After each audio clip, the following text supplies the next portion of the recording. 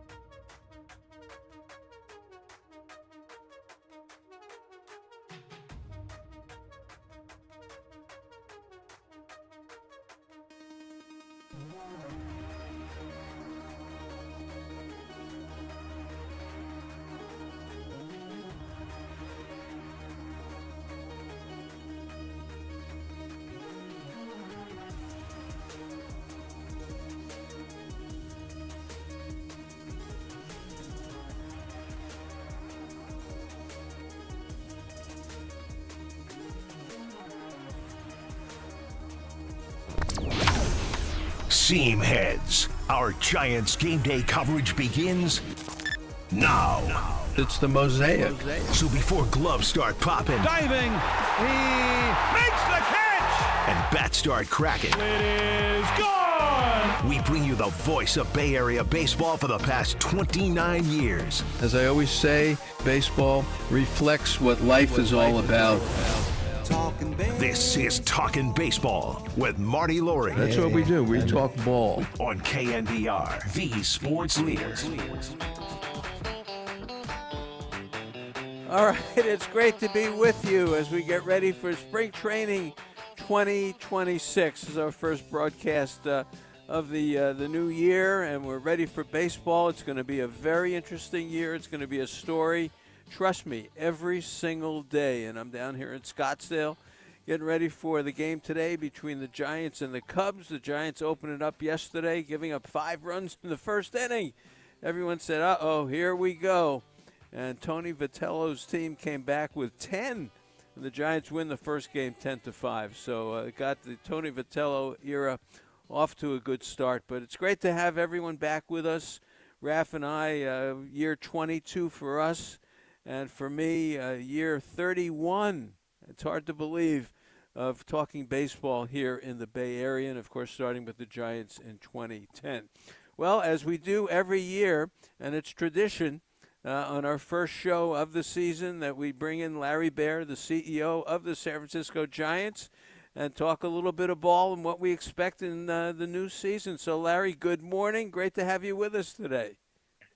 Good morning, Marty, and it's great to be talking to you. I've I can't believe it's 22 years with us. It's gone by, blink your eyes, and 22 years. It's awesome. Welcome back. We're thrilled to have you, you're with us in the world of our fans. You are at the very top. And so thank you for continuing with us. And I can't wait to be listening to you every Sunday from the ballpark or from Arizona or from wherever. Yeah, it's just another year. And, being down here in spring training, it's every year is different. And for this one, it's significantly different for me because of the manager, Tony Vitello. As Raf and I have talked about it, and everybody in the world knows, he's never managed professionally before. He's never been a pro before. He's never seen a spring training game before until yesterday. But he is the manager of the legendary franchise of the San Francisco Giants. So the first question I want to ask you is, why Tony Vitello? Of all the managers and all the baseball people out there and all the college coaches, why Tony Vitello? Why did you choose him? So, Marty, Tony, interestingly, might be a mystery to Bay Area baseball fans. He should be. It makes common sense that nobody's really following Tennessee baseball necessarily in the Bay Area. But to our people, and it was Buster Posey and Zach Manazian and our group, he was no mystery. We have 5 players on the 40-man roster that from the University of Tennessee. Everybody knows his track record in baseball as an outstanding coach who walked into that program and completely turned it around in the College World Series, 2 of the last 3 years, et cetera. And when Buster got to meet him, the connection with coaching and what it takes to be a 162-game-a-year coach in Buster's eyes and in the eyes of our staff, Tony had the right energy. If you look at his background, his father, legendary high school coach, baseball coach. Tony is he loves the game. He understands the game. He knows what he knows. He also knows what he doesn't know. And the early feedback has been really good, whether it's Bruce Bochy, Dusty Baker, or Ron Washington, who have, 3 of the elite managers and coaches and then managers in Major League Baseball. They all believe that Tony is the right thing for us. So we see Tony being around for a long, long time, just like Buster. Yeah, I like him. I like talking with him. He tells you what's on his mind, I'll tell you that. And that's sort of refreshing. He doesn't do manager speak. It's different in talking with him, with the media. So I like him, and, my feeling is... Well, for people in your world, Marty, I mean, just on that point, for people in your world and our world, of media, and this is not the reason you hire somebody, but it is a component. Think about it. The manager is, as you well know, 7 months a year, twice a day, talking to the media, representing the Giants. Right. And not just the fans, but the players see what he says, and the entire organization, front office sees what he says, and that the energy that he has, his positivity, I think that rubs off, and he's got to be really the front face of this organization, and we think his communication skills, his energy, and most importantly, his expertise in the game of baseball is going to play well over a long season. Yeah, I like it. Honestly, so far, I like the camp. It's people ask me what's the vibe in the camp, and I tell them, well, there are a number of players who now are in their second or third camps, and they're not walking around saying, "My God, hey, look at this! It's spring training." They're here to do a job.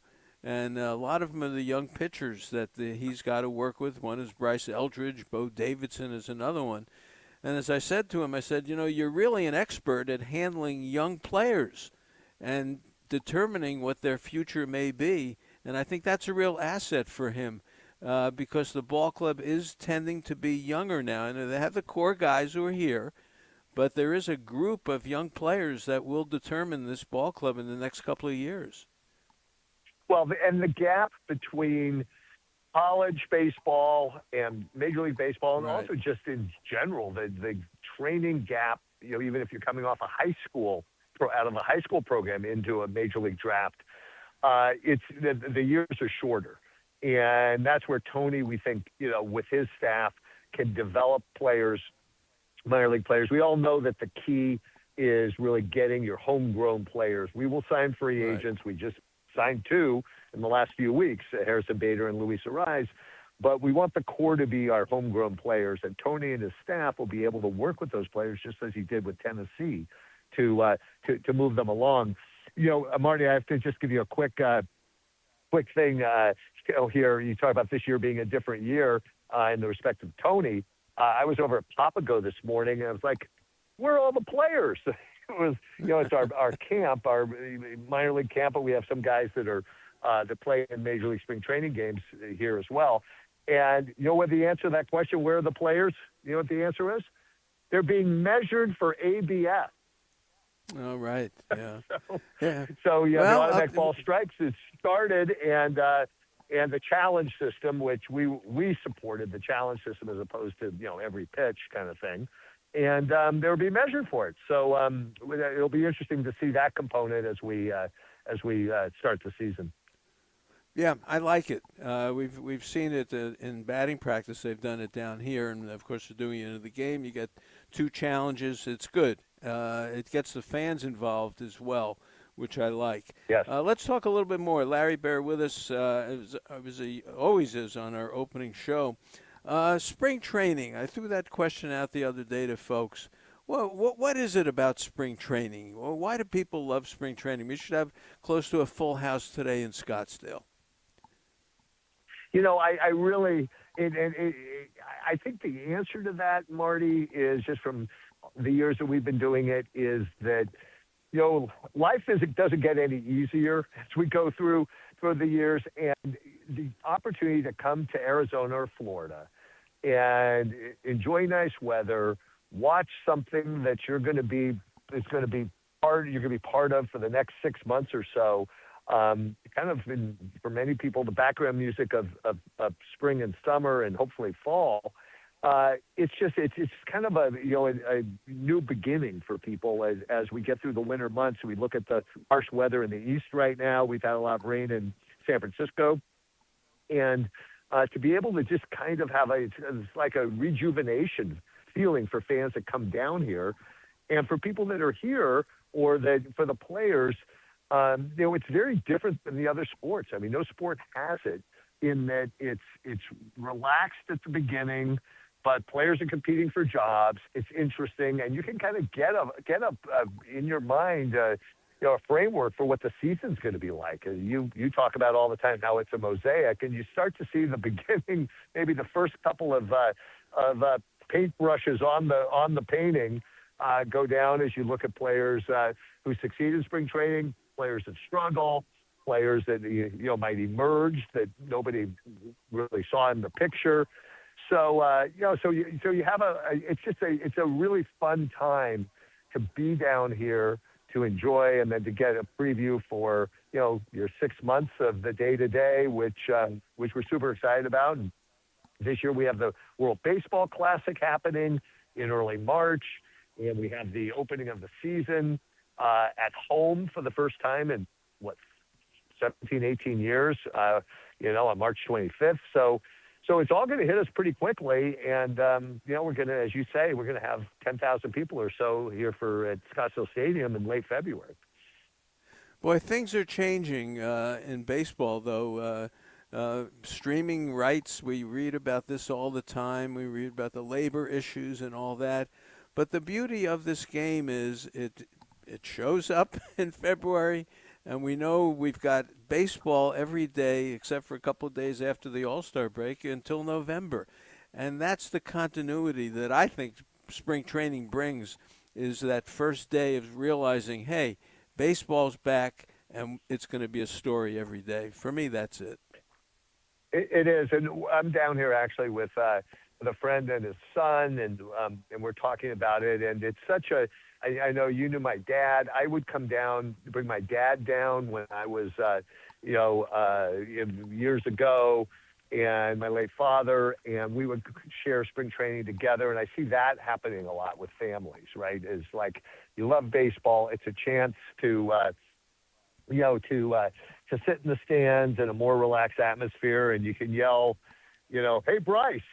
And he'll turn around, he's on the field, and turn around, and maybe in the on-deck circle and say, hi, what do you want? It's like, you're right, you're close to the players, it's relaxed, and it's a fun thing that's harder to get, in a big league game. It doesn't exactly work that way. So it's also the access and the proximity and the fun of it. And I see, families coming down, mothers and sons, fathers and daughters, families coming down and really enjoying the experience, right? We're in the world of family experiences is kind of what the Giants have been focusing on since we opened the new ballpark. What do you think about the new players? Harrison Bader, Luis Arise, Devers now for a full year, Adames, of course, with his second year. There's a real core of the team now. I don't know if you've seen Bader play, but this guy is very, very exciting. Bader's all-out guy, right? And so completely. When I've completely all-out, both offensively and defensively, and center field's tough in San Francisco at our ballpark, and take a little bit of the pressure off Jung-Hoo and have Harrison in center field. I think it's going to be it's dramatic for us. We think in terms of our ability to prevent runs, run prevention. I think just overall with the lineup, it's what you mentioned. Arise, obviously batting champ and somebody that is elite in terms of getting on base with Bader. But the big thing for me, having watched it last year, is that Rafi Devers and Willie Adames are going to come out of the gate strong. We think. Willie with a new environment last year, ended up with 30 home runs, had a terrific year, but got off to a slow start. Rafi on the trade, huge profile to the trade, had a slow start in his first few games, and then few weeks, and then ended up with a very strong finish, and he showed us the Rafi that we'll have for the next 6-7 years. So we're really excited. I think those two pieces added to lengthening the lineup with Luis Arise and with Harrison Bader, the lineup's going to be a lot better. Totally trust Buster and the group on our pitching, and they're going to be trying out some folks, and we have two new pitchers that we think are going to be strong in the rotation. So we're excited. We think the team's ready to compete. Well, they're much better. I will tell you that 1 through 9. That I've seen with my own eyes already. You don't pick up a guy on Monday and DFA him on Friday anymore. I mean, that's not. Those days are done. You've got a major league lineup 1 through 9, and that's what I like about it. They're going to score some runs. Yeah, the continuity, Marty. I got to say the continuity for us is important, kind of all around, right? To where the fans come out and the players too. You'll have maybe some platoons, but it's not going to be, the platoons of the 8 on the field non-pitchers. The platoons will be 1 or 2, not 6 or 7. Yeah, it's good. No, I like it. And, the young pitchers are going to have to step up, and that's part of the strategy here. And we'll see, of course, with Birdsong getting lit up a little bit yesterday. It's only spring training. But the key to this for me will be the pitching staff, and that's the story of baseball. It's right. Pitching and defense in the park. Anything major difference in the park this year that you want to tell us about? Of course, I haven't been there since the end of the season. Anything looking different? We're doing some construction, so a couple of things. One is we're doing some construction, in and around. If you drive by the ballpark right now, you'll see it's 3rd Street, or actually King Street, more on the King Street side, bit of a construction zone. So we're doing some things in the seating bowl, the entrances, and just some fan comforts along King Street as you enter the ballpark. There's some different entrances for some of the ticket holders, etc. So we think that will play well. The other thing that we have now is a totally different opportunity as you come into the ballpark. If you're coming from the south side over by Mission Rock, we have a park and we have a bunch of restaurants open. And so before or after the game, there's a whole experience for fans that didn't exist for most of last year. We have, half a dozen restaurants open. We have a park where you can hang out pre-game. On a Sunday afternoon at 11 o'clock, you can hang out and have Marty Lurie on your headset, on your earbuds, listening to Marty while you're sitting on one of those chairs on the beach that got created. So we've got just a fun. We just always want to improve the environment. So I think you'll see in the seating bowl. I don't want to take too much away from Shayna Dahm and her media open house, which is in 2.5 weeks, where we're going to announce a few things, some of the food items and everything that are new, and other elements of the ballpark. But I think you're continuing to invest in the park itself and in the area around the park to make the fan experience as good as possible. Well, we'll wrap it up with this. Jeff Kent was here yesterday, and I know he was here for a few days. It was great to see him. Where are you going to put the Jeff Kent statue? Good question. It's on our meetings agendas to figure that out, and we think there'll be some other statues coming as well. So super excited to have Jeff.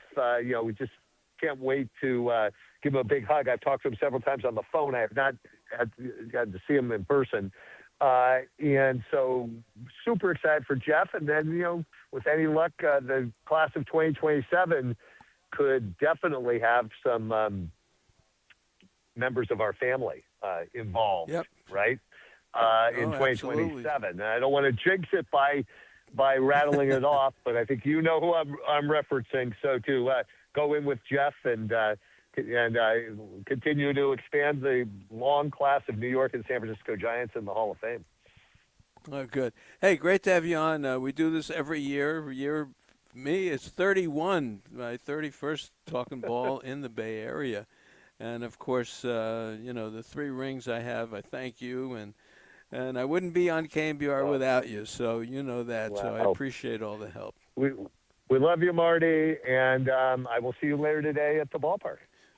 All right. Take care. Thanks, Larry. Okay. Take care. Thanks, Marty. All right. That's Larry Bear, CEO of the Giants. We do this every year. To get it started. All right, Bruce Jenkins next, right here on the Sports Leader. Talking baseball with Marty Lurie on KNBR 104.5 and 680, the Sports Leader. Gene Bagato checked in from Bedega Bay, and he said that despite the recent inclement weather, it's still beautiful up there on the Sonoma coast. Down at the wharf, the Tides restaurant, in addition to its great New England clam chowder and fried calamari, is proudly featuring locally caught Dungeness crab, delivered to the Tides by the great Bedega Bay fishing fleet. And the same crab is also available for purchase in the fish market, along with a great selection of Sonoma Coast wines. If you're looking for an extended getaway just across Highway 1, the fabulous Inn at the Tides with its large, comfortable rooms, all with great views, along with the popular Bayview restaurant, provides the perfect place to relax and enjoy oneself.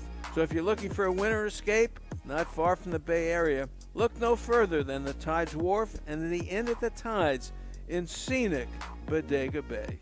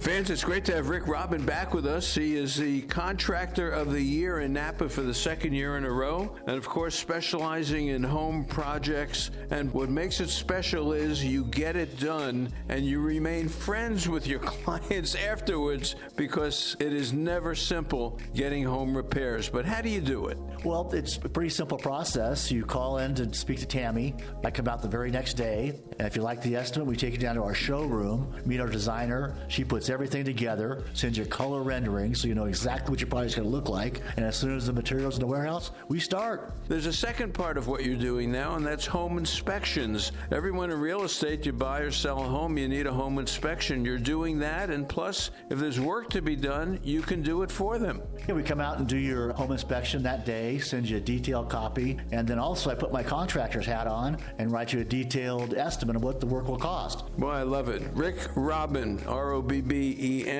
Rick, how does someone get in touch with you? You call Tammy at 707-332-7575, 7 days a week.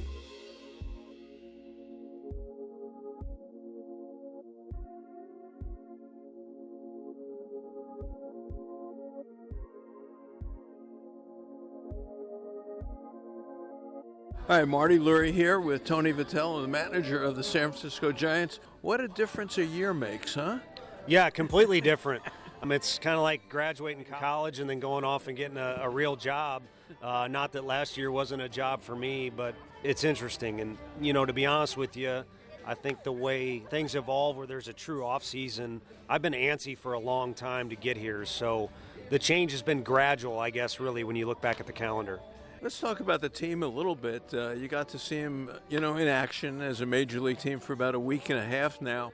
What do you see? How do you feel about it when you look at these guys? What comes to mind? No, I think an image is that's a good way to phrase it, because you could label what you want the team to be, but it's going to take on a life of its own, and the players are going to be the ones that are most responsible for that. I know as a coach you dictate what the schedule is and what you're looking for, but those are the guys that are between the lines. All right, Tone, thanks so much and have a great weekend. My pleasure. Thank you. Giants fans, there's no better way to set the game day table than talking baseball with Marty Lurie. Marty keeps rolling on KNBR, the sports leader. All right, great to have you back with us as we get ready for baseball. Today's spring training from Scottsdale, the Giants and the Cubs. It's Robbie Ray today. Hey, the lineup: Arise, Chapman, Adames, Devers, Bailey hitting in the fifth spot, Lee, Eldridge, Will Brennan. Now, he's a little left-handed hitter. He was with Cleveland last year. He was banged up a little bit, but Randy Wynn gave me a good report on him, and he's in the mix for that extra outfield spot. So he's out in the outfield today.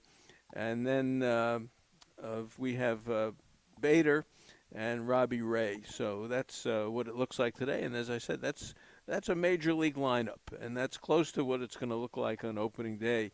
We'll see how they rearrange the furniture here, but basically those are the names that you're going to see. Well, Harrison Bader, you're going to love him. He had a good year with the Phillies. He's a winning player. He has been on 7 major league teams, and we kind of joke about that. But I like what he brings to the table here. And he is a veteran. He's young, and he knows how to play. And I like him a lot. So let's start off with Harrison Bader. And Harrison, it's great to have you on the show. And how are you? I'm great. Good morning, Marty. Good to be here. Yeah, I'm happy to be here. Well, you're going to be here for another week before you go out to the WBC to play for Team Israel. Now, you had a chance before to do that, but you got hurt. This is a big deal for you to be in the WBC and to play for Israel. Yeah, listen, it's a very big deal. I've always wanted to be a part of the WBC. Like you mentioned, I got injured. I couldn't make that roster on time, and a couple years removed from that, and everything is good. So I'm extremely excited to represent Israel at the WBC. It's gonna be so much fun. I can't wait. How does the team look? We look good. I think our ambition and our drive and our desire far outweighs everything else we got going, which is good. That's where you want to be. I think we got a bunch of hungry guys that are excited to get out there and perform and just see how it all shakes out. So I'm excited. I can't wait to be a part of it, and I can't wait to get over there in a week or so, like you said. Yeah, boy, it's going to be fun. Harrison Bader is with us.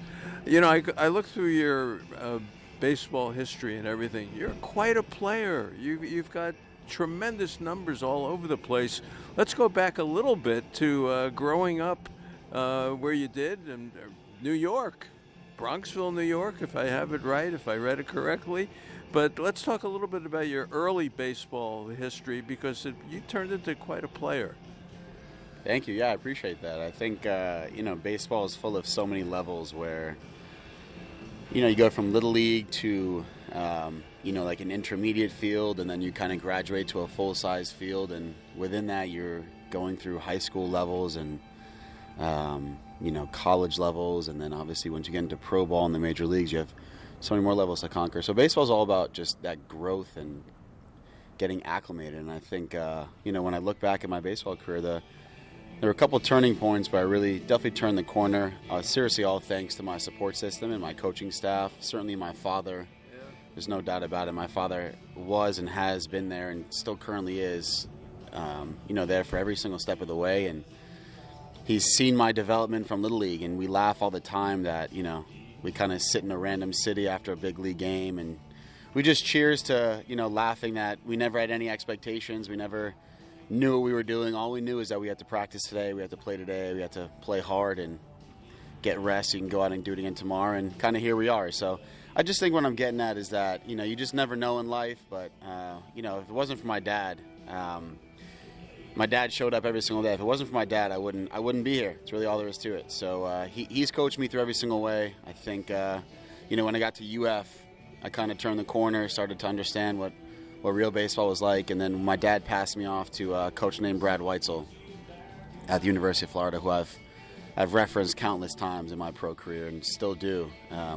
He really turned me into a pro baseball player at the college level. So, I think for 3 years training with Brad, learning from Brad, I kind of was ready to get into pro ball, and then, barely 2 years in the minor leagues, and kind of here we are, just continuing to chase the dream. So, I just think, I'm not special by any means. I'm not any more gifted than anybody else. I think I just show up every single day, and, the guy that does it more than the guy to his left or to his right and stays longer, shows up earlier, and just is hungry, I think is going to win. So, I don't know. I'm just really hungry for it, and, we got a lot left in the tank. So, up until this point, it's been a lot of fun.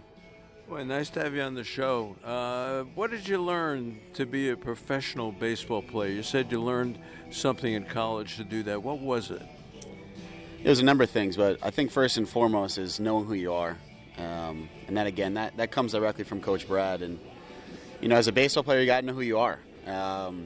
I think when you kind of work backwards from knowing who you are as a baseball player, you understand what you're good at, what you're not good at. You don't try to be something you're not. You don't throw away at bats trying to be something you're not. You don't work out or train to be something you're not. I think when you fully understand who you are as an athlete, your game opens up, because then you start to shave off all the fat and shave off all the noise that prevents you from being great. You know, all you want to do is just be the best version of yourself on that field. So I think knowing who you are is one of the biggest things once you get into pro ball. And then the second thing is respect and discipline for the game. You know, a lot of that can go, it means a lot of different things to people, but for me what it means is, you know, respecting the game, whether you play well or whether you play poorly, always treating the game well.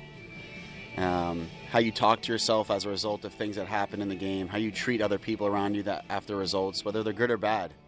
Sometimes for players it's really challenging to deal with success, and other players it's really challenging to deal with failure. For me, I've always dealt with failure very well, and I think the challenging part was not only dealing with success but sustaining success for a long period of time. Anybody can be hot for 2 weeks or a month, but to put together a really good half, to put together a full season, that's what I want to do. So I think learning how to deal with success is far more challenging than learning how to deal with failure. And once you kind of get these things and you learn how to deal with them, I think your game opens up a lot. Boy, you know, it's amazing. You can run, you can hit with power, you've got speed, you're a Gold Glove defenseman, and you've been on 7 teams. How do you explain that? I view it as the game giving me every opportunity to showcase my skill set. You know, and part of my skill set, the tools that I can kind of showcase, it's all about winning, you know. I think you got to have as many tools as possible as a player to help your team win. So I work on them all, and I appreciate you saying that, because I really do take pride in all the tools that I've either been given or, you know, worked to make better. And it all comes from having that tool to help the team win. So I think the 7 teams just show that there's a large appetite for winning out there, and I certainly have the skill set to provide and help a team win. And that's what I pride myself on. You know, my allegiance is to the ball. My allegiance is always to the baseball. And wherever the game takes me, whatever uniform it might be, I'm happy because I get to play ball. It's all the same game. You know what I'm saying? If you get traded to a different team 5 times in a season, you know, what do you kind of latch onto? Well, you latch onto your training and your preparation and your work ethic. You don't latch onto an organization's way of doing things, because if you get traded multiple times or you're on 7 teams like you mentioned, you know, you lose sight of it. You don't know what's what. And I think having your North Star be your allegiance to the ball, what can I do every day to take care of the ball? And how do I be the best version of the ball, you know, the ball hitter, the ball carrier, the ball defender? You know, that's your North Star regardless of uniform. So I've always just thought of it that way, and I just think that it just shows that the game is you know, uses and wants players that have a diverse skill set to help them win. Yeah. Well, the thing for me is, you know, I look and if you show up in big moments, it says something to me. Well, your first home run is off Johnny Cueto, not bad, at AT&T Park. And then as a Yankee, man, come on, you're in the Bernie Williams and Mickey, you know, for 3 homers in 4 games in the playoffs. I mean, when I see stuff like that, I say, the guy is not nervous. He is a big-time player. That's what it says to me. Yeah, I appreciate that. I don't know, man. I just, you know, it's like the it's the Joe Namath example, right? Where as a rookie he was in the Super Bowl, he never went back. You know, I just think that in every sports situation, you know, at some point, whether you're going through something challenging or something, you got to think to yourself, there's some other player out there, whether it's present or in the past, that has gone through what I've gone through. And if someone else got through it, then I can get through it. So then you start to peel that back a little bit more and you say, you know, I might never be in this situation again. Whether that's a big league game, whether that's a postseason, whether that's a big moment. So I guess what I'm getting at is there's no time at all to be nervous. There's no time at all to be scared. You gotta shed all that, and you gotta reach out and you gotta grab it, and you gotta own it, and you gotta take the moment that the game is giving you. You know, that's all it is. Whatever happened in the game, you're in that moment for a reason, and however you need to rationalize in your head, this is your moment. whether it's for yourself, for your team, whatever it is, however you got to shake it. But this is your moment. So I think realizing that these moments are special, and the only way to kind of conquer them is to be calm and loose and to breathe it in. So I don't know. I love it. I love it more than anything. I want to feel that success for my team. I want to feel what it feels like to round the bases, to come through, to put us ahead in those big situations. It's the stuff we dream about. So there's no time to be scared. The time is now. Well, I'm telling you, you're in the right city. I'm telling you, you're a thinker, you're a talker, and you're in San Francisco. They're going to love you in San Francisco. Where do you want to hit in the order? Now, see, I'm looking at batting orders and saying, all right, Harrison Bader, he's kicked around a little bit, but maybe he'll hit him eighth. Eighth? I've been watching you hit, man. You ought to be hitting like second or third. Yeah, no, I have no idea. I think the way our lineup's going to shake out is going to be interesting. Quite frankly, I mean, I wouldn't mind hitting ninth. I think that'd be a good spot for me. Be like a second leadoff. I'd love to anchor the bottom part of the lineup, to turn it over for Reyes. He's a great leadoff hitter. Yeah. I really would like to hit ninth. I feel like, you kind of get lost in the shuffle a little bit, hitting 6, 7, 8, or 7, 8. I don't feel like I'd be as effective. So if I could have any say in it, I'd rather just hit ninth and turn the lineup over and, like I said, be the bottom part of that because, I can get on, Arias can move the ball around, I can create havoc on the base pass, and then once we turn it over to 2, 3, 4, 5, I mean, we're in a good spot. So, listen, I'm sure they'll figure it out, but if I could have any say in it, if I'm not leading off, which I did for the Phillies for a period of time last year, which I loved, I'd rather hit ninth, so that'd be a lot of fun. Yeah. All right, this is going to be interesting. I want to tell you that. This is going to be, I can't wait to see you play. And fans, you're going to get a treat when you watch this guy play. All right, University of Florida, I went there too. I was a Gator as well. What did you major in? Baseball. That's it?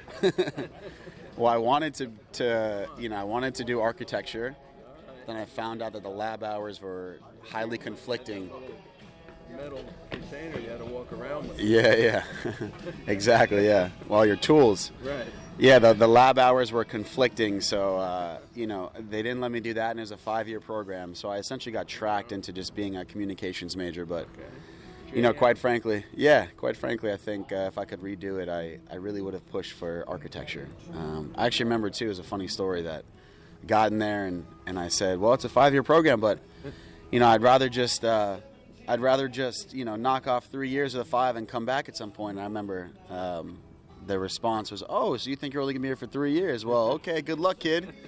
And I remember looking and being like, oh, wow, that was kind of a little slip. But, yeah, I'm only going to be here for 3 years. So I think from day one I kind of set my schedule myself. But no, communications was what I majored in, if you want to even call it that. I know JM 201. Come on, we took that. I know the course. I know the architecture school, and the guys walking out those little metal briefcases with all their stuff in there. Trust me, I know it. Yeah, and they're still doing it. They're still doing it. Nice to have you on this morning. This is good. This is very good. It's a pleasure. All right. Yeah, me too, Marty. Absolutely. That's Harrison Bader. This is going to be fun. More coming up. KNBR 680, the sports leader. Talking baseball with Marty Lurie on KNBR 104.5 and 680, the sports leader. Hello again, Marty Lurie here to talk about my good friends at Georgie Brothers, the largest family-owned furniture store in the entire Bay Area. Right now through March 16th, there's an amazing sale in the Stressless Gallery at Georgie Brothers. You can save 10% on almost any stressless furniture like sofas, chairs, and recliners. And now on display for the first time is the brand new Atom recliner, which has a $600 savings. Also for the first time you can see the stressless dining chairs. Wow. And save $50 per chair during the sale. I personally own stressless furniture, and I will tell you again, it's the most comfortable seat in my house. Visit them at GeorgieBrothers.com. That's GIORGIBROS.com. Or even better, visit their 50,000 square foot showroom in South San Francisco.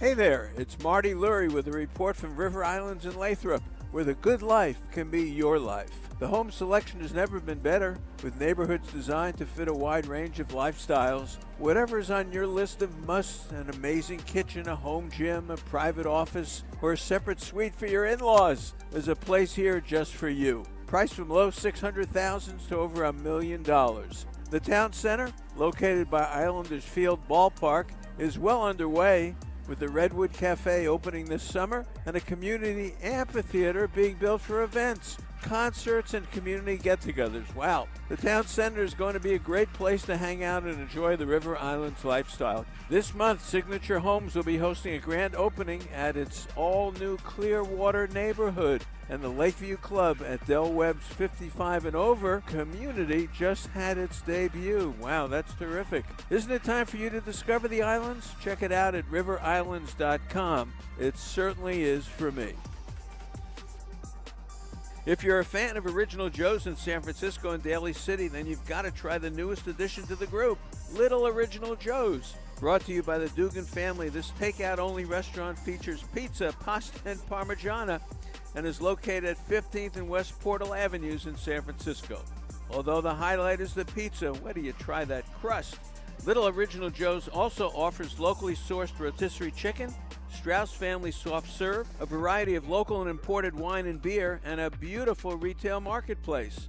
The Little Original Joe's Market is stocked with local, regional, and Italian specialty goods, as well as favorite Joe's staples like the ready-made salads, pastas, sauces, and entrees for you to take, bake, and enjoy at home. I love the lasagna.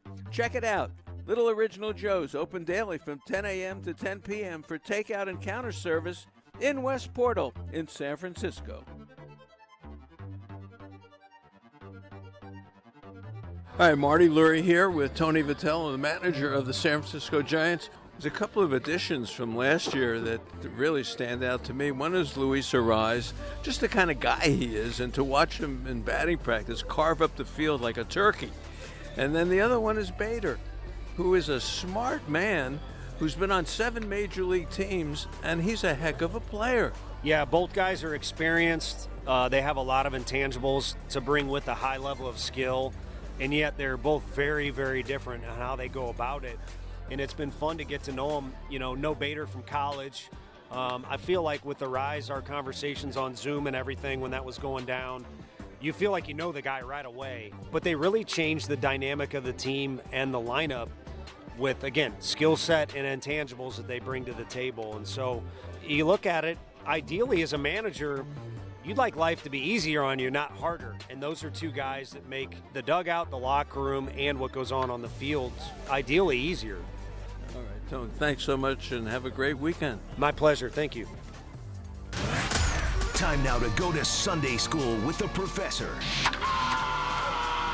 Hey, Professor, take it easy, will you? Giants coach Ron Wotus with Marty Lurie.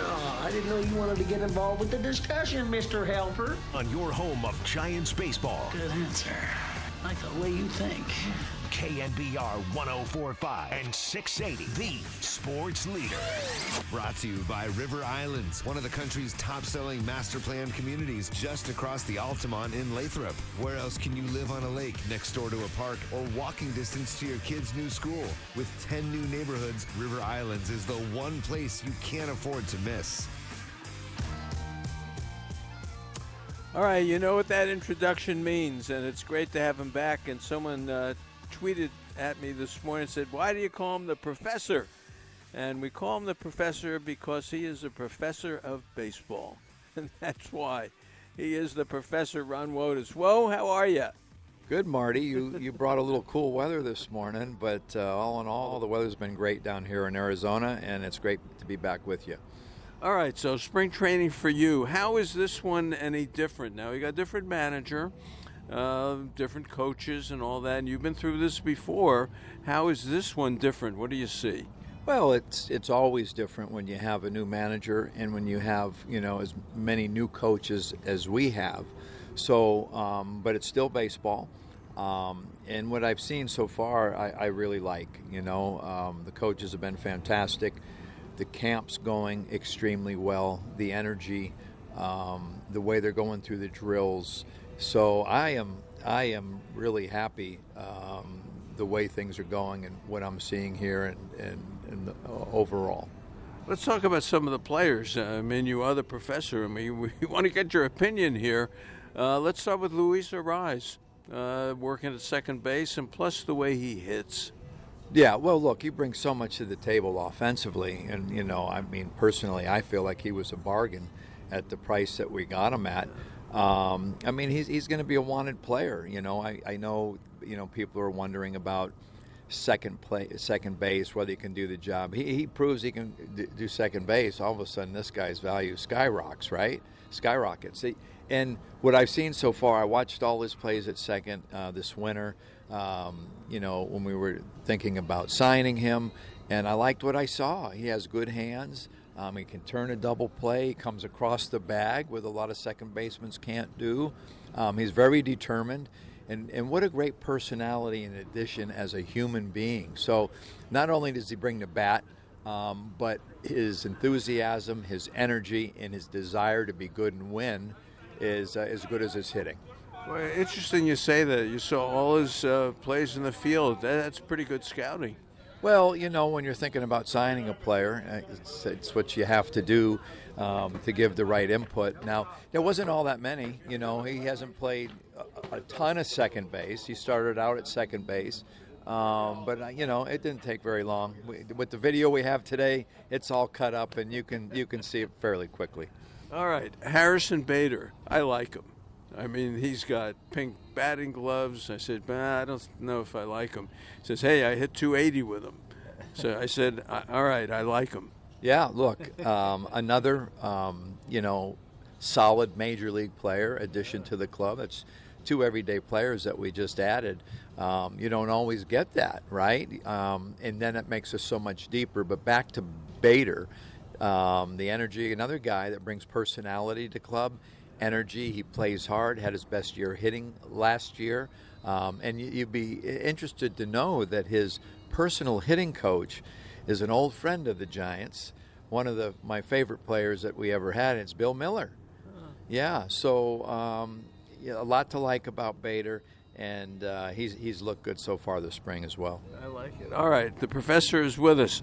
Next week, you're off to, I want to say Rome or Milan or something like that, but I think it's Houston. But you're going to be working with Team Italy. How about that? Yeah, exactly. When I signed up, I thought we were going to Rome or you know, Positano or somewhere, Cinque Terre, but I guess not. We'll be going to Houston. I leave camp here and go over.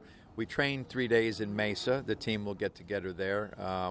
We have 2 exhibition games, one against the Cubs, one against the Angels, and then we leave for Houston before we're in the first round of the playoffs. Team Italy, we're in the same group as we play Great Britain, then Brazil, the 2 juggernauts of the series. But, you know, these teams are good. They have a lot of major league players are playing for teams like Great Britain and Brazil. You'd be surprised the connections. And, of course, we finish up with USA and Mexico. Wait, so what are you going to be doing? What do you do? Well, I'm the bench coach. Okay. So Francisco Cervelli is the manager. And, of course, Ned Coletti is our general manager, who asked me to do it last spring. And it's all come together. And been on the phone a lot with everybody over the winter, a lot of Zooms. And it's going to be fun. And looking forward to it and getting back on the field and competing in this tournament. So you qualified to be a coach on the Italian team because you eat Italian food. Is that it? That's right. That's right. All they have is for lunch is calzones every day. But I know actually my mom, her real name is Giovanna Simone. Her maiden name is Simone, but her real name is Giovanna. She goes by Jean. I said, Mom, you have such a beautiful name. Why don't you stick with Giovanna? But anyways, that's the Italian roots. My grandparents are both from Italy. Altamora is below Bari on the East Coast. So I'm excited. And that's another part of it that's special for me. You know, I was going to work for France. I really didn't have a connection with the French, but I have a great connection with the Italians. I have cousins and families that I stay in touch with. They're excited about it, too. Oh, good stuff.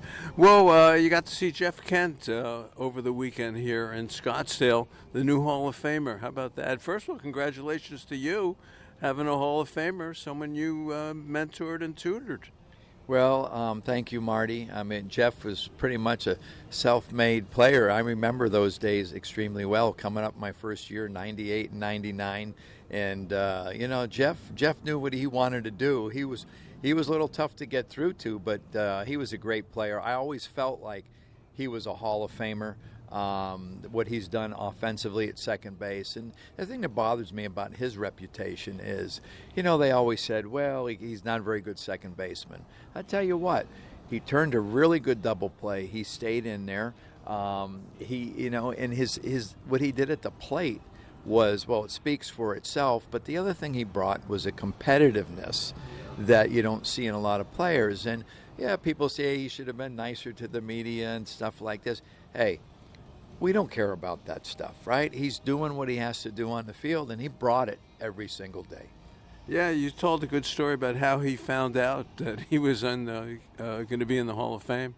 Yeah, he was telling me that it wasn't even on his radar, the Hall of Fame, and they have this, barbecue thing that he's doing. He's in charge of the garlic bread, and he's looking at it, and then all of a sudden something pops up on his phone. He looks down, he doesn't have the contact, and who is this? And, it's Major League Baseball, and they tell him, and instantly he said, it wasn't on his radar, and all of a sudden all the emotion came flooding in. He was there with Dana and his family, and then he got to tell them. And when I listen to him tell the story, I start to tear up because I can't imagine, getting that phone call and being able to share that with your family. Because, Marty, you've been around the game a long time. The hours that these players put into their craft and, away from their family and all the hard work to get that phone call. Obviously, as he said, he was in tears and so was his wife. So it's a special moment. What happened to the garlic bread? I think he burnt it. The professor in spring training. All right, I know you got to go to work.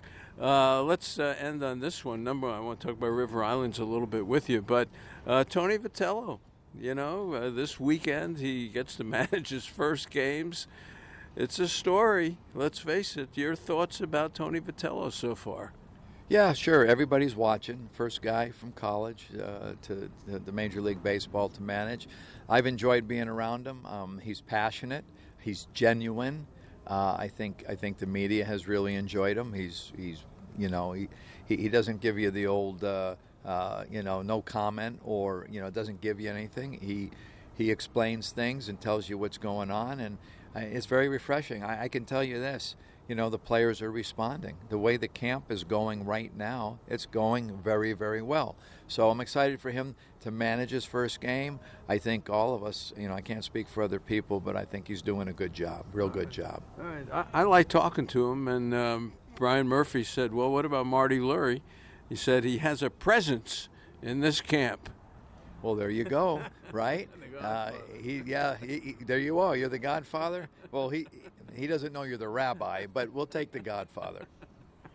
All right. Well, River Islands, heard from Colleen. A lot more building going on out there. Town centers coming together. Another year with River Islands. How about that?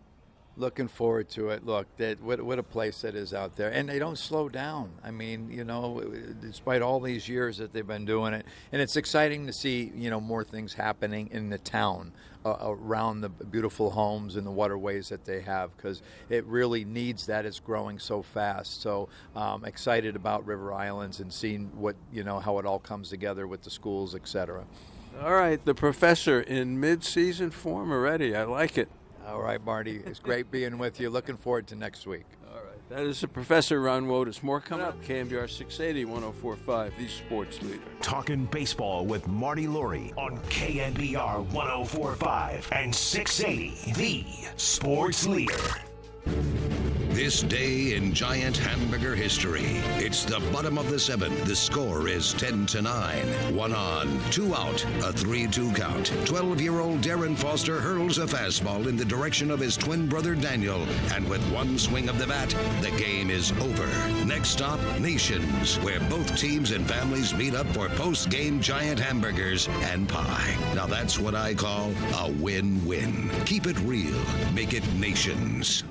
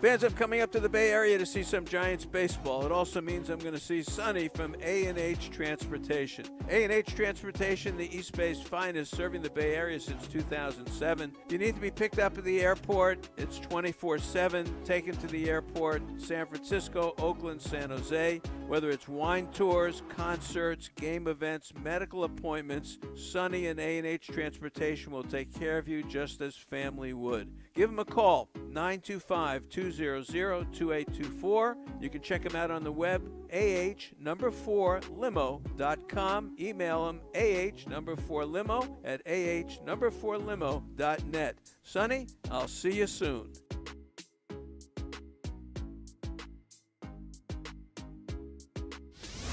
Our KNBR Giants warm-up keeps rolling on the Sports Leader. Boy, what a pleasure to be with you this morning as we get ready for Giants baseball. Giants and Cubs in their Giants' second exhibition game. They won the first one yesterday. And just to mention a couple of quick things before we join Kerry here. Nations now in Elk Grove and also Fisherman's Wharf. How about that? And, of course, Original Joe's in Walnut Creek, and that's open and going great. And we're going to have our contest the first Sunday of the season and have a couple of winners each week, guessing the score of the game. So the John Dugan family and everyone being part of that. And one other one of those sad notes again, our dear friend Michael Gaines lost one of his little brothers, and that was Michael Ribello. He was a great baseball fan, and I've known him for years. So my feelings go out to Michael and to everyone who knew Michael Ribello. All right. Kerry Crowley comes in. Kerry, how are you? Oh, Marty, what a treat to hear your voice. This is baseball season. We're back. I can't wait to hear what's been going on down in the desert with you. Boy, I'll tell you, it's been, first of all, it's doing the show again and getting used to the timing of the show. I appreciate your patience here as we get everything done. But it's been interesting with Tony Vitello. It's a story every day. And he's evolving and answering the questions of John Shea of the Standard, of course, does a great job, and Alex and Shana and the different people and Susan down here. But he's never really been around a major league team before. So for him, every day is a new experience. And for us, every day is asking that question. How do you feel today? Is it different today? And I think there's more of a business-like atmosphere just in the ball club because of that, because everyone is interested in how is Tony doing. Well, one of the things that I'm interested in hearing about, Marty, is I know that the writers have their questions on availability. And look, I asked, you know, a lot of these questions, you know, which pitchers are throwing today, which hitters are going to be in the lineup each day. And these are all important questions. But once the writers kind of get done with our questions, you pop in there and you ask the baseball-specific questions. You like to go with the questions that you asked the professor, Ron Wotus, and say, you know, runner on first and second, one out. In this situation, you've got your cleanup man up. What are you doing? And so how is he answering those questions for you? Because I know you're throwing them at him. Well, it's funny you say that because I do try to ask him, you know, some of the baseball-type questions. And Alex Pavlovich was teasing me the other day. He says, well, we can all ask questions, but we have to wait for Marty, you know. No, but honestly, with that in mind, you just want to bring up baseball questions and situations of what's going on. And I said this the other day. He's not Bobby Cox. He's not Bruce Bochy. And he's got to evolve as to who Tony Vitello will be once the games start. See, yesterday was a great example. I mean, Hayden Birdsong, who's a key part of all these young pitchers, because he's probably the first one up if something goes wrong. Maybe Brubaker ahead of him, but I think Birdsong is the one they're waiting on because he's had some success. And he goes out yesterday in Seattle and Peoria, and he walks 2-3 hits and then gives up a grand slam, and he's gone. He gets one out in the first inning. And now here's Tony after the game. You know, this is his guy, really, you know. And he turned it into, well, you know, balls went through the hole, it's short, and the ball was coming out of his hand well and all this kind of stuff. So he immediately got into the, you know, defend the player, manager speak kind of thing. And I thought that was progress for him because he analyzed Birdsong. He could have said, look, the guy, he threw strikes with his fastball, but he couldn't get a slider over the plate, and we're concerned about that. But he didn't do that. He went into manager speak, so I thought that was sort of an involvement for him. Yeah, and it'll be interesting because Birdsong is a part of this. He's a huge part of this, Marty, and I want to get your thoughts on him. But the other player who really fascinates me, and he's kind of flown under the radar from as far as I can tell this spring, is Blade Tidwell, who went out there in relief yesterday. He's a former Tennessee Volunteer, and he struck out 3 batters. Tidwell, like Birdsong, can ramp the fastball up to 98 miles an hour. If there's one thing the Giants are missing, both in their rotation and in their bullpen, it's the power fastball. I mean, you lose Camilo Doval, you lose Randy Rodriguez. You need guys who miss bats, and I think that's why we're all looking to see if Birdsong can get more outs this spring, what kind of a role that he'll have. But I think Tidwell, the same is true for him. I think, he went under the radar because of when he was acquired last year. He wasn't the headliner in that deal. It was Drew Gilbert. But when you throw 98 with the slider that he has, you're going to be a part of this, right? Oh, absolutely. First of all, he's from Tennessee, so they like him already. That's a step up. And he's a big kid. He's strong. He struck out the side yesterday when they brought him in. He is clearly ahead of the game, and I think there's a big chance that he can be in this bullpen. I had him on these little 5-minute segments I do during the week, and I called him Blake Tidwell. And, of course, I have so many followers on Twitter from Tennessee. You'd think I would have called him Hitler or something, I mean, honestly, everyone got so upset. It is Blade Tidwell. But in all seriousness, he is a very, very accomplished young man. He has got a real shot to be in this bullpen. And I'll tell you, the other one is Trevor McDonald, and he's going to pitch tomorrow. This is a guy with the power sinker. And I'm going to have him on the show this week. I'll do a little 5-minute segment with him on Twitter. But guys like that are very important because the bullpen is the key. I mean, they have their 5 starters, but you're going to need another 5 starters. And who's it going to be? Carson Seymour, you will see him pitching. I think he's in there today. Tristan Beck is another one. So all these guys are in competition. But to take your point, Tidwell, the eyes are open with Tidwell. Believe me, he's got a real shot to do something. The other one is Wisenhunt. And the kid said, hey, I've been throwing a changeup since I'm 8 years old. Well, that's good, but he needed 2 other pitches to go with it, and just the other day he threw 97. And if you're throwing 97 and now you've got that kind of changeup, you're in the Pedro Martinez category. If you could do it in a major league game. So he's another one to watch. And the story of this camp, I truly tell you, is Eldridge and the young pitchers. That's what I want to see every day because the other guys are going to do whatever they do. Well, Eldridge in there again today after playing first base yesterday. He's the DH. And, Marty, they've got to get him 40-plus at-bats this spring. And I think they will. I think they're going to look at every opportunity to get Eldridge in this lineup. But I am fascinated to see if he can cut down on the strikeouts and put the ball in play a little bit more. And, you're not going to see tremendous power from a 21-year-old kid right off the bat. It's in all likelihood he won't peak in terms of his power until he's 24, 25, 26 years old. But what you will see is the potential. And if he can start cutting down on the strikeouts during spring training, that's going to be the difference maker. Because I go back 2 years ago, the Giants thought that Marco Luciano was going to be their shortstop. They had penciled him in as the opening day shortstop in their lineup, and he went down to spring training, and he struck out every single at-bat. I mean, it was like 15 of his first 20 at-bats.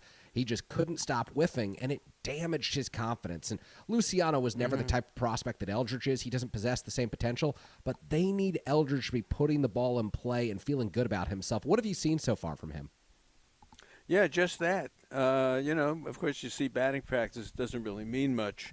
The games are really what counts, and even with this, it is spring training. But he looks better. He looks more relaxed at the plate. He looks decent in the field. Devers and Eldridge at first base are doing a nice job. Arise is doing a decent job at second. That may not be as bad as it could be, and I'm very optimistic about that. But on the hitting side for Eldridge, he's making contact. And, he's got an option, and you want him playing. So a lot depends on what he does in spring training, and I think you're exactly right. See, I said you were right, Kerry. How about that? It is the first and the last time all of 2026 that I'll hear that, Marty.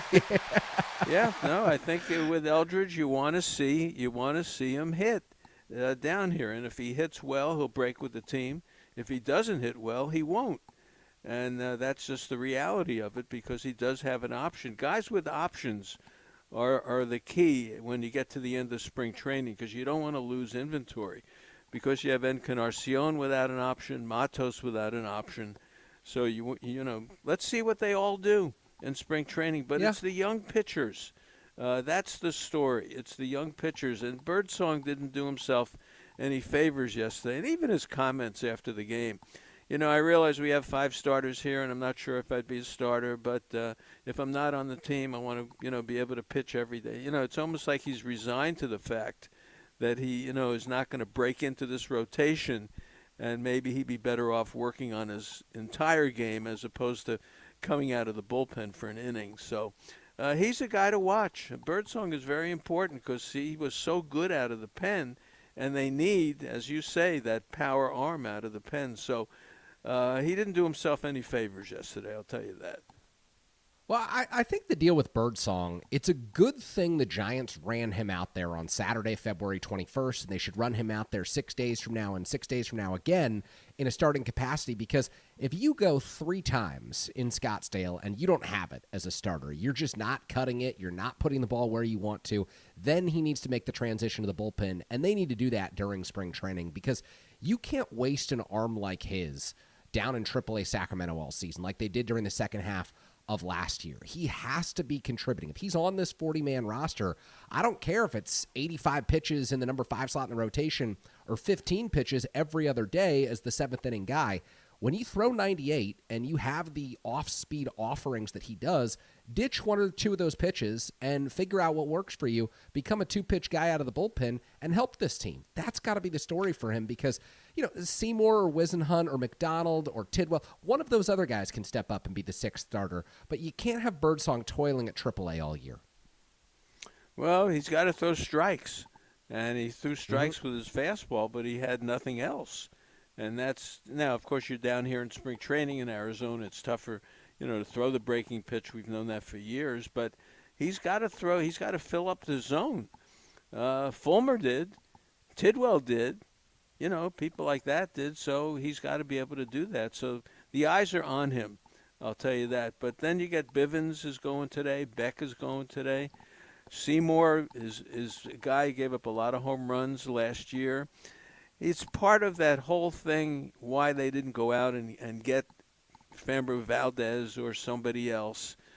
And it's this young group, and they really want this young group to come through. They want a couple of people in this young group to step up. And to me, that's the important part of this spring training is to see what happens with the pitching. That's the key for me. Yeah. Couple of arms down there today that I'm really interested in watching. Will Bednar, former first-round pick out of Mississippi State. He's fully converted to being out of the bullpen. He's a guy who can run the fastball up to 98, even 99 if he stays healthy. That's really good. He's someone who I think could absolutely be in the Major League bullpen and even taking down high leverage innings for the Giants this year. And Trent Harris, a couple of years ago, he was kind of the pop-up prospect who everyone thought, okay, maybe he could become a late-inning reliever one day. And he fell off the radar a little bit. Injuries, poor performance last year. Trent Harris is someone who I think could factor into this equation. There's 10 to 12 interesting young pitchers, Marty, so I'm with you. Like, with the way that Buster Posey and Zach Manassian and Tony Vitello have set this up, we know what the lineup's going to look like. We know who's going to be out there every single day, and for the most part, we know who's in the rotation. What can take the Giants from 81 wins to 88 or 89 wins is if 3 or 4 of these young pitchers become valuable major leaguers this year and take that next step in their development, and that's why this spring is more interesting to me than a lot of the recent spring trainings that the Giants have held. Yeah, I think so. I mean, look, Michael Fulmer threw yesterday, and, this is a Fulmer's former not a guy.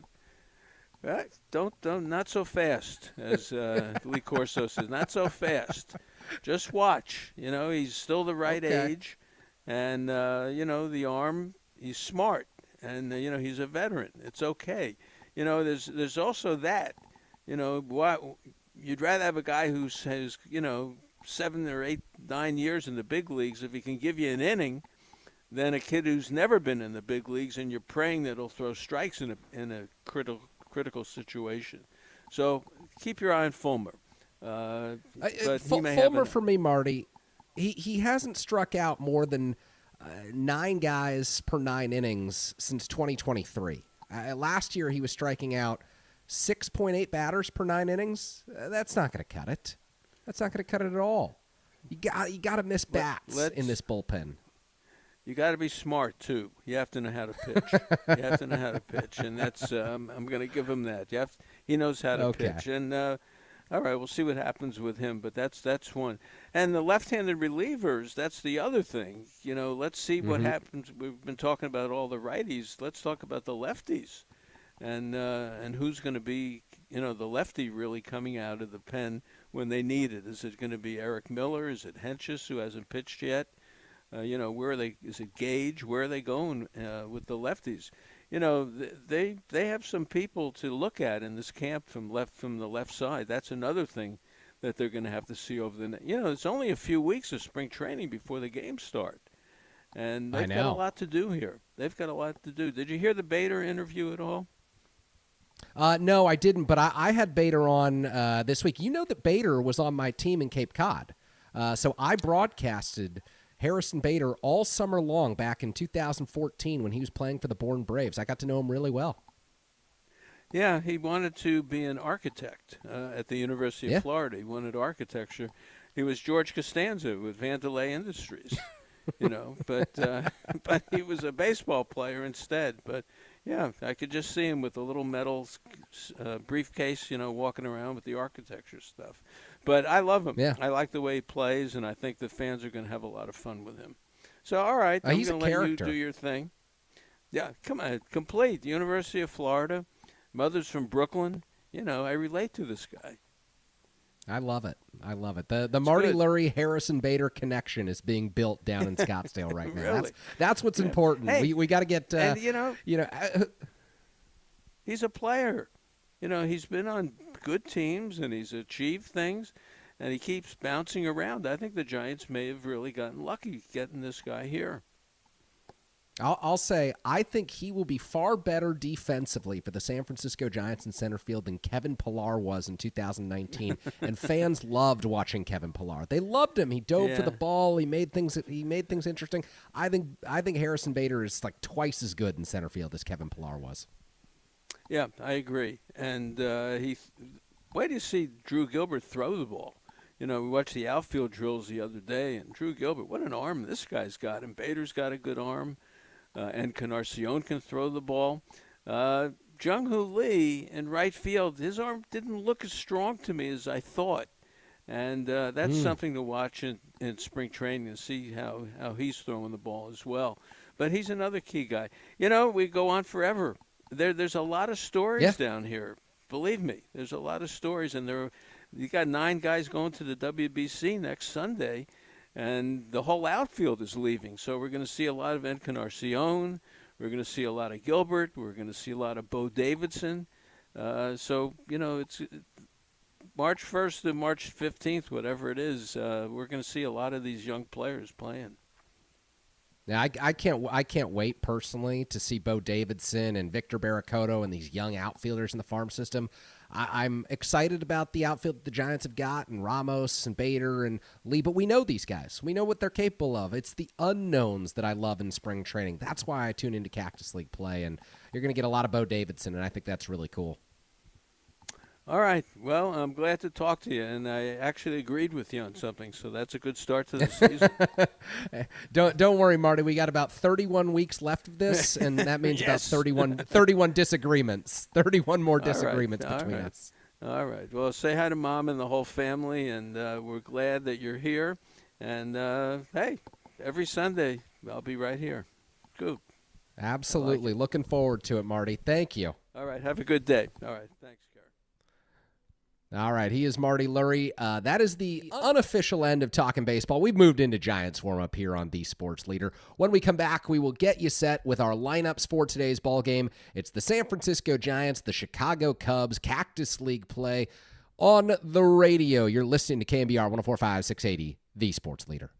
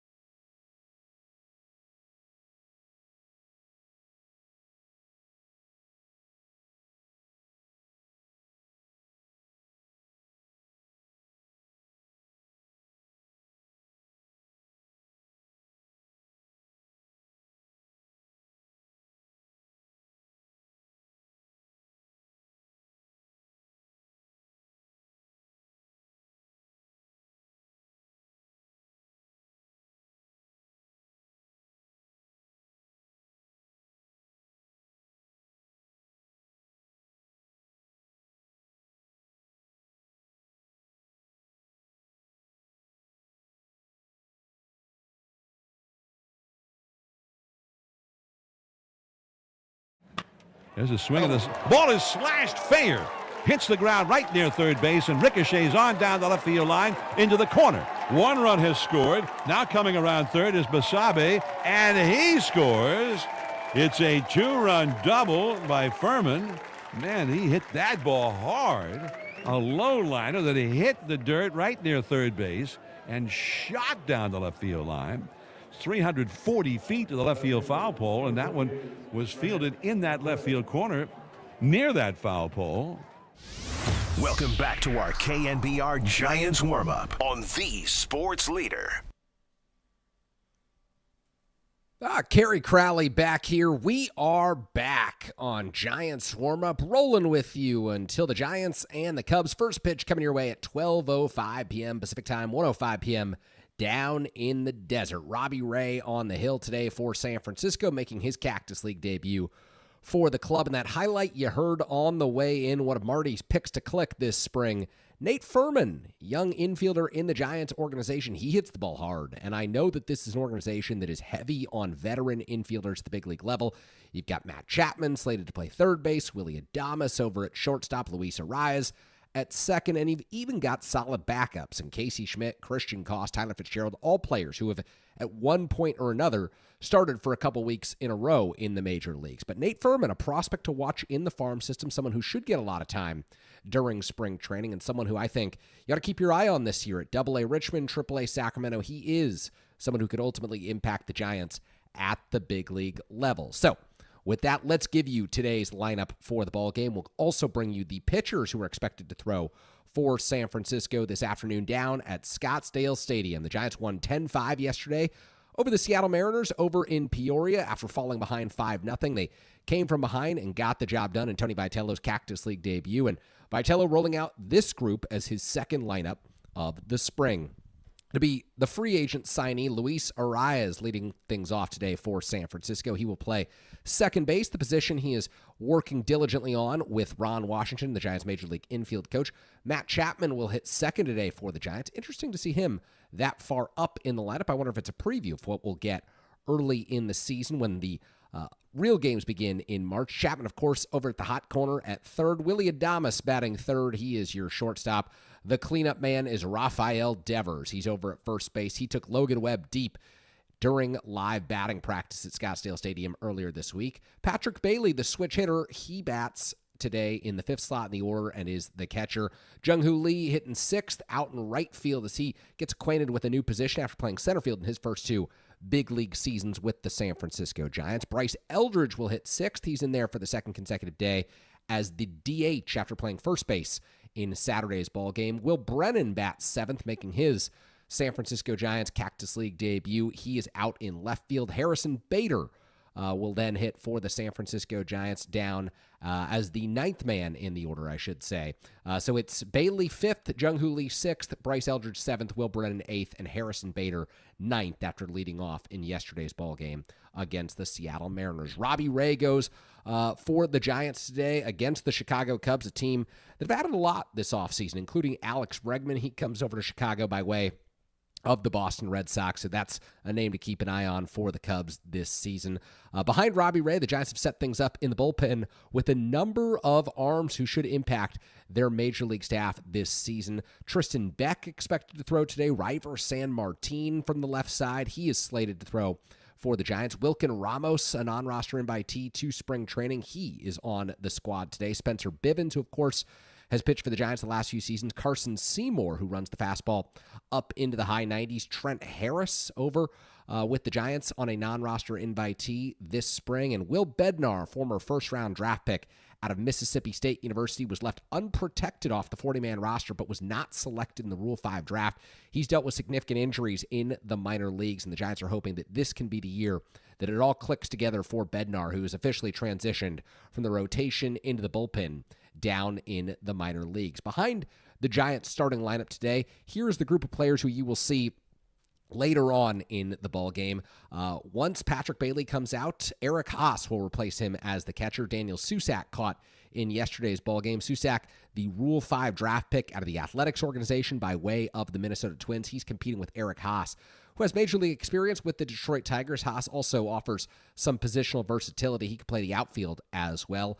The infield group today, who you will see, is Casey Schmidt, Christian Koss, Jake Holton, and Parks Harbor. Harbor came over to the San Francisco Giants by way of the New York Yankees and has turned into maybe the top prospect in the deal where the Giants sent Camilo Doval to the Bronx. Harbor, one of 4 players the Giants acquired in that transaction last July, and he had a great stint in the Arizona Fall League, was hitting the ball 112, 113 mile per hour exit velocities. That's just not something you see from most San Francisco Giants hitters, save for maybe Rafael Devers and Bryce Eldridge. But Harbor can absolutely rake, and he plays the hot corner. He's a prospect to watch in the farm system this year. Wouldn't shock me if he begins the year at AA Richmond, ultimately works his way up to AAA Sacramento, but he is someone who the Giants are very excited about after he kind of flew under the radar inside the Yankees organization. The outfield today for the San Francisco Giants, behind the left fielder Will Brennan, behind the center fielder Harrison Bader, and behind the right fielder Jung-Hoo Lee. It'll be Drew Gilbert, Gerard Encarnacion, Luis Matos, and Grant McCray coming off the bench today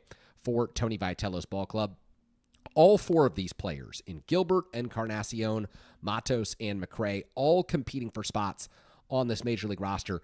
And it should be really interesting to watch this competition unfold this spring because in my eyes, there are really 2 jobs open here for the San Francisco Giants. You figure it'll be 13 position players, probably 2 catchers. It'll probably be Daniel Susac. Eric Haas might have to start in the minor leagues. You'll probably carry 4 starters in the infield, 2 backup infielders as well, and then 5 outfielders for the San Francisco Giants. And so, you get there with 6 infielders, 5 outfielders, 2 catchers. That seems to me to be the 13 position player makeup that the Giants would move forward with. So if you're behind the Bader, Ramos, and Lee group, you're really thinking about Encarnacion, who's out of options, and Luis Matos, who's out of options as well.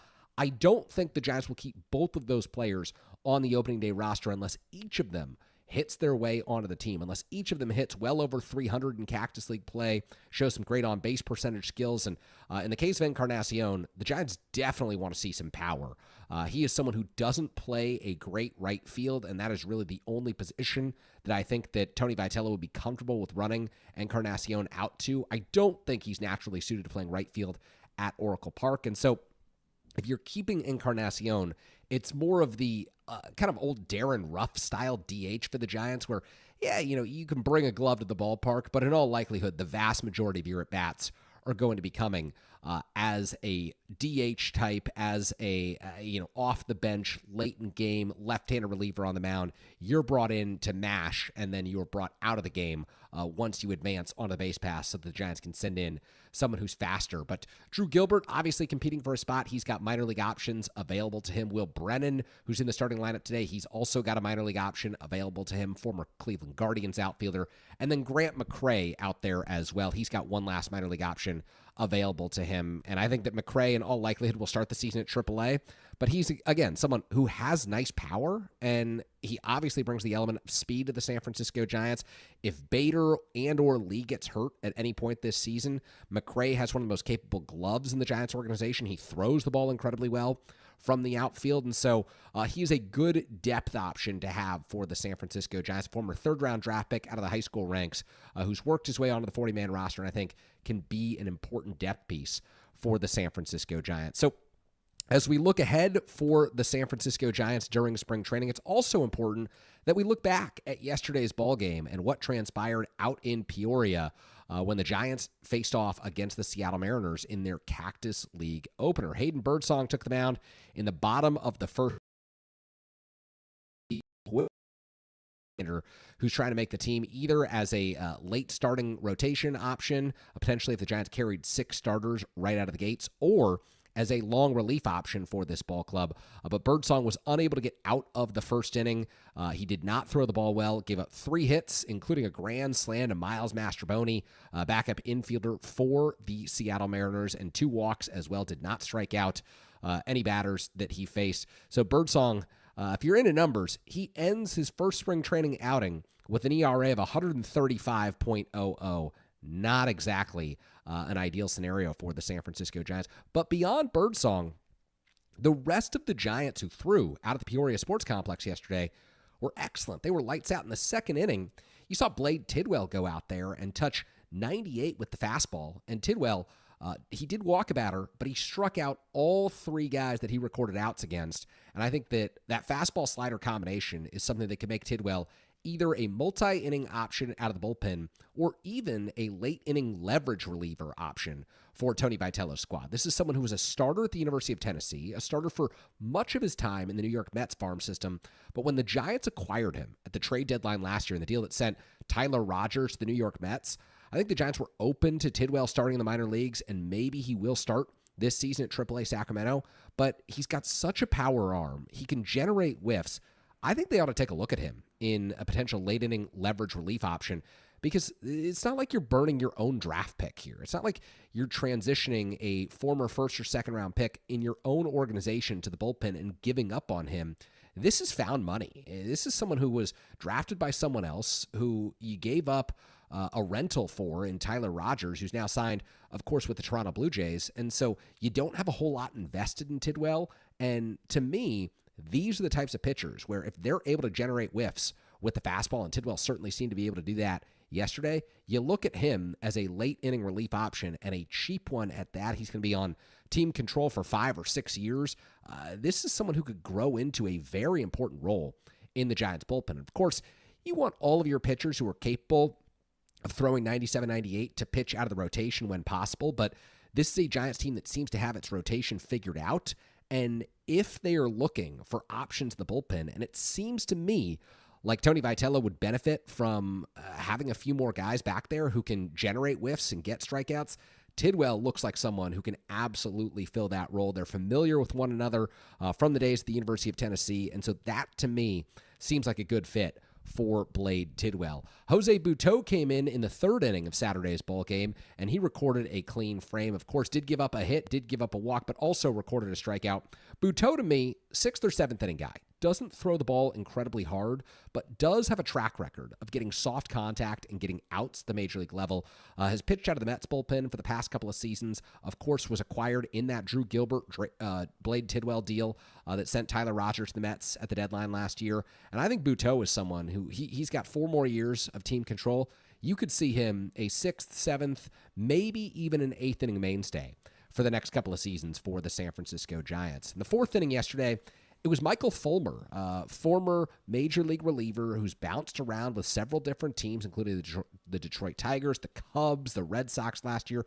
Fulmer doesn't miss a lot of bats, but he did yesterday. He threw a clean 4th inning, struck out 2 Mariners hitters. Obviously, the Giants love his big league track record. He's 32 years old, so he's been there and done that in the game.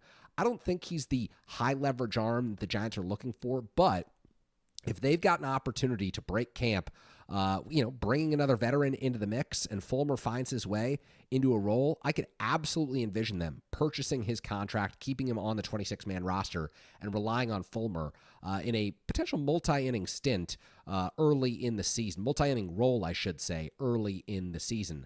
So Fulmer threw the 5th inning yesterday for the San Francisco Giants, picking up 2 strikeouts. Nick Margavicius, former Padres left-hander who also spent some time in the Mariners organization, he came in after Fulmer.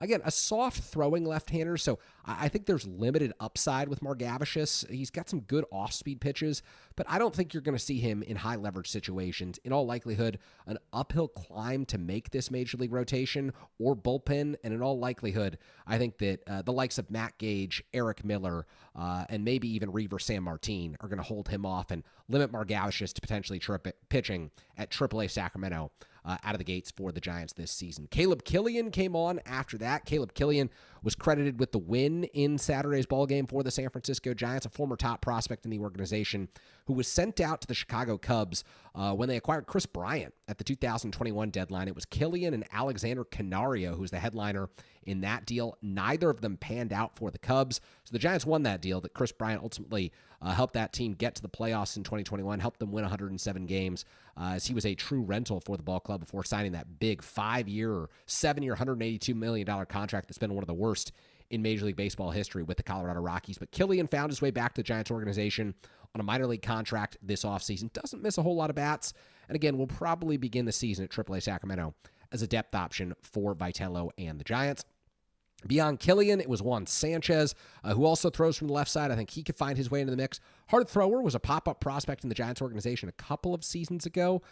He's someone who I just need to see more of. I need to see more of that fastball. I need to see more of the breaking balls to really give you a firm idea of what I think he can become. But it was just 2 years ago that he was really on the big league doorstep and viewed as someone who could help the Giants from the left side of the bullpen. He fell off a bit last year, and so he's trying to reestablish himself as a prospect and someone who could help the Giants in the farm system. Braxton Roxby threw in the 8th inning yesterday, and Nick Zwack in the 9th inning. Neither of those pitchers expected to help the Giants out of the gates this season. But in today's game, behind Robbie Ray, you will see a number of pitchers who I think Tony Vitello, Buster Posey, Zach Manassian, all hoping to get a closer look at.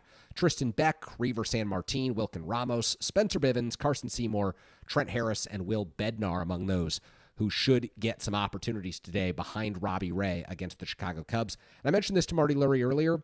I'm most interested in seeing Trent Harris and Will Bednar for the San Francisco Giants. Bednar, someone who has dealt with injuries at the minor league level, is someone who was obviously very highly regarded as a former first-round draft pick, can ramp the fastball up to 98, 99 miles an hour, and that to me is a real gift that in many cases cannot be taught for some of these pitchers in the Giants farm system. So before we send things out to the broadcast booth at Scottsdale Stadium, I do want to let you know of a few things going on that we want to keep you updated on. This afternoon on KNBR, be sure to tune in. Call in. 415-808-KNBR will be the number for Bill Lasky and Extra Innings. Very much looking forward to Bill's shows throughout the course of the season. And if you're hanging around this afternoon in San Francisco, it's a beautiful day. If you're looking for something to do, 2 o'clock today at Books Passage in the Ferry Building, the great Chris Haft will be out in the Ferry Building signing his Willie McCovey biography, A Giant Among Giants. It's a great book. Chris getting some publicity for it over at the Book Passage of the Ferry Building. A chance to interact with a former Giants beat reporter and ask him questions about what it was like covering Tim Lincecum when Lincecum was coming up through the Giants farm system. Ask him what it was like building this relationship that he did with the late, great Willie McCovey, one of the most beloved players in baseball history and perhaps the most beloved member of the San Francisco Giants organization. So that's at 2 p.m. at Books Passage at the Ferry Building, and later on this afternoon around 3:30, 4 o'clock, once the Giants and the Cubs wrap up, you'll be able to hear Bill Lasky with Extra Innings. I am Kerry Crowley, signing off here from Giants warm-up this morning. It's the Giants and the Cubs coming your way. First pitch, 12:05 p.m. Pacific time here in San Francisco and around the Bay Area, 1:05 p.m. down in the desert. I want to thank our producer, Rafael Corral, who will be with us all season long. I want to thank those of you who tuned in this morning. You're listening to Giants Baseball on the radio right here on KNBR, the sports leader.